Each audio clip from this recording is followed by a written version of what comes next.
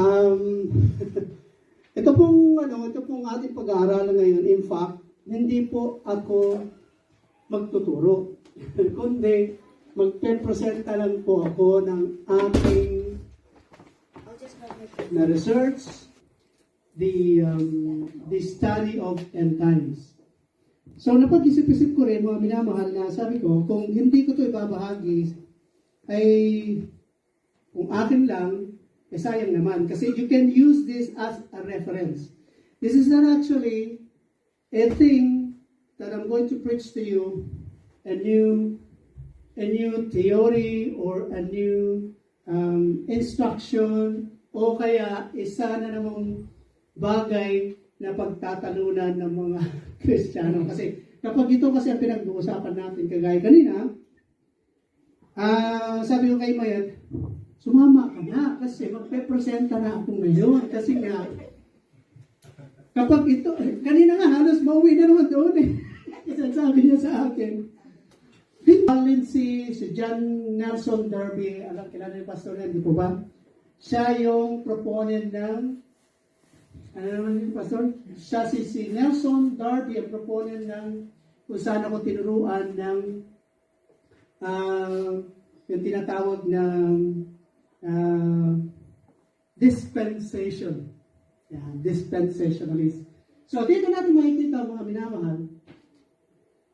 Ginamit po niya yung 1 Thessalonians chapter 1 verse 10. Alright? So, dito, the mid-tribulation rapture theory proposes that the believers will be raptured in the middle of the 7-year tribulation. Yan ang kanilang argumento. Nila William Blackstone sa si J. Dwight Pentecost. Di ba ba, Pastor? And again, kung meron mang mas malaman po sa atin sa mga ganitong pagtutuwa 27, and he shall confirm the covenant with many for 1 week. Ayan. And in the midst, yan, nilagyan ko siya ng line, of the week, he shall cause the sacrifice and the oblation to cease, and for the overspreading of abominations, he shall make it desolate, even until consummation, and that determined shall be poured upon desolate. So, ang explanation daw niyan, nila, ay, ang midst of the week daw is seen as a midpoint. Yan. Of a 7-year tribulation period, suggesting, of course, saan magra-rapture to 17. Ang sabi niya, ginamit din nila ito. For the Lord himself shall descend from heaven with a shout, with the voice of the archangel, and with the trump of God, and the dead in Christ shall rise first. Then which are alive and remain shall be caught up together. Yan na naman. Because thou hast kept the word by patience, ginamit din nila itong hour of temptation. Imagine that. See? Nagkakaroon na tayo ngayon ng parang, mix up. So, let's just continue. Alright, so, ginamit din yan hour of temptation na meron daw magkakaroon ng pag-rapture. Then, as we continue, ginamit din ito, saan ba tayo? Yeah, sorry. So, dito pala, I'm sorry, yung sinasabi ko pala na nasabi na pala natin kanina. So, dito nga, sa Matthew chapter 24, verse 15 to 21, ginamit din po niya ang, when ye therefore shall see the abomination of desolation, spoken by Daniel nga, the prophet, stand in the holy place, for then shall be great tribulation, such was not since the beginning of the world, to this time, no, nor ever shall be. So dito nga, ang explanation po niya ng mga mid-tribulation is may see the abomination of desolation as the key event. Yan. So let's continue. Sa Revelation chapter 11 verse 3 to 13, makikita natin na meron daw 2 witnesses na nagkaroon ng resurrection. So ang explanation nitong mga mid-tribulationists na to is they see the parallels between the timing of the witnesses' resurrection and the mid-tribulation rapture.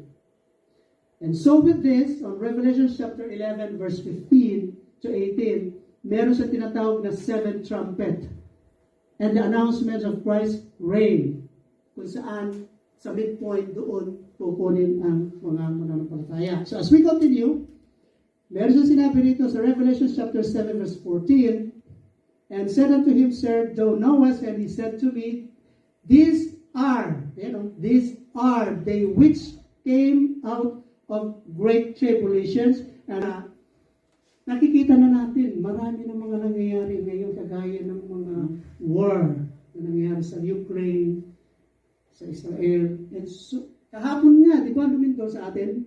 Have you watched it on the TV? Alright? Tribulation events. Ano ito? Alright. The concept of the tribulation is primarily associated with Christian eschatology. Christian rise, false Christ, and false prophets, and shew great signs and wonders, and so much that it were possible they shall receive the very elect. Nangyari na ba ito? Meron na, di ba? Di ba? Meron na? Sino? Sino itong mga false prophet na ito? Marami. Sino itong false Christ na ito? Di ba si Kibulo? Yeah.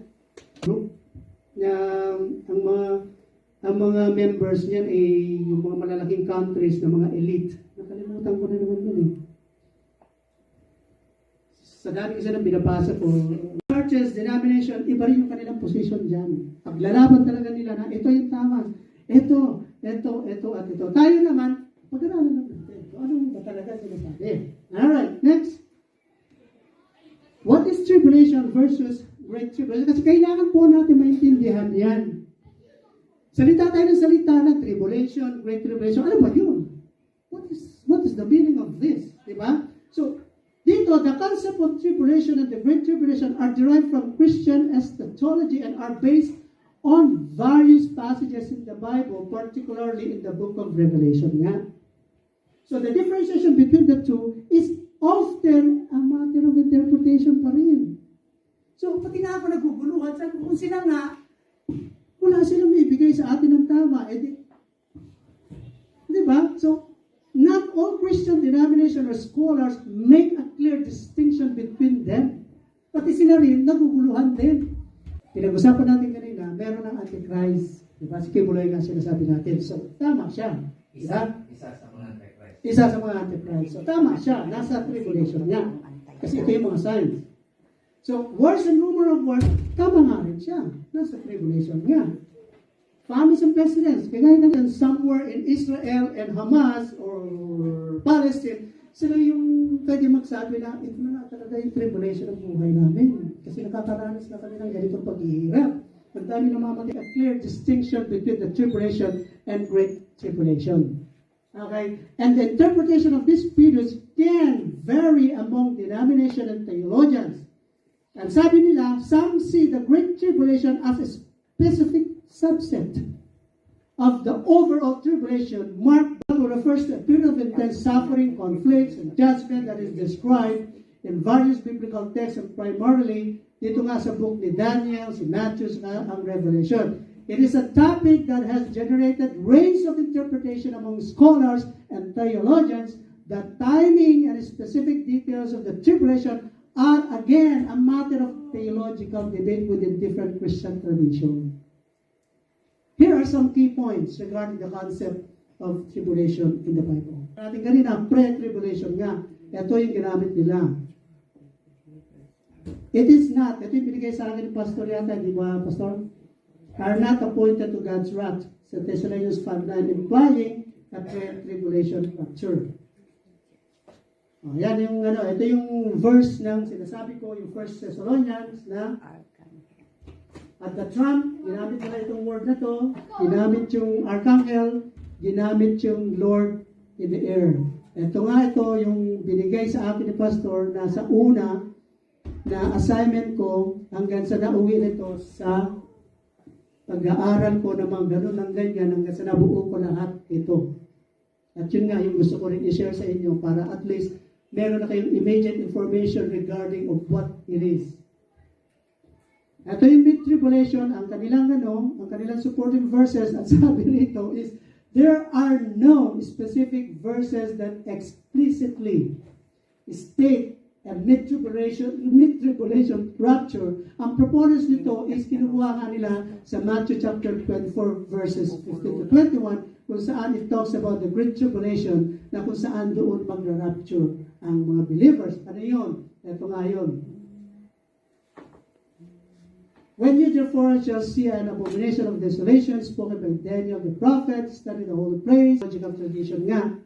So the Bible itself does not explicitly spell out the timing of these events with absolute clarity, which is why different interpretation exists.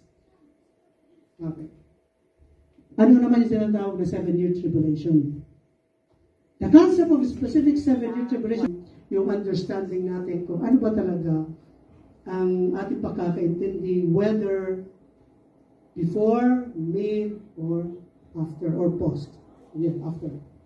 So, the phrase Day of the Lord is a concept found in various passages in the Bible nga. The church will be raptured before.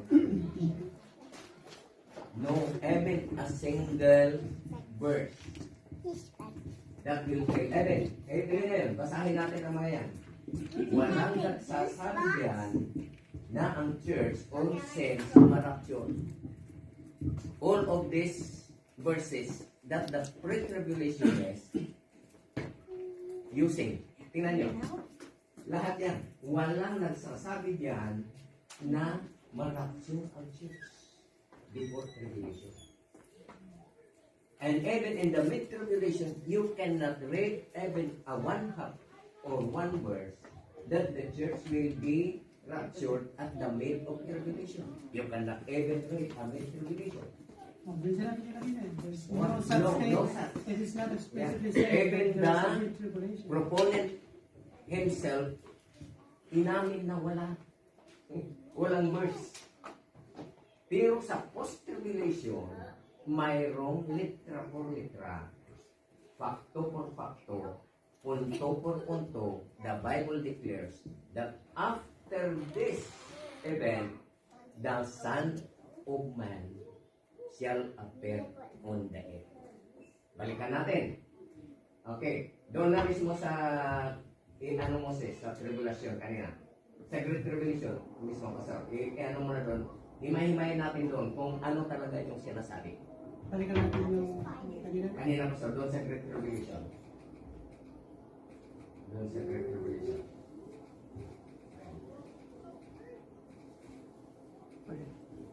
Yan. Okay, tingnan natin ha.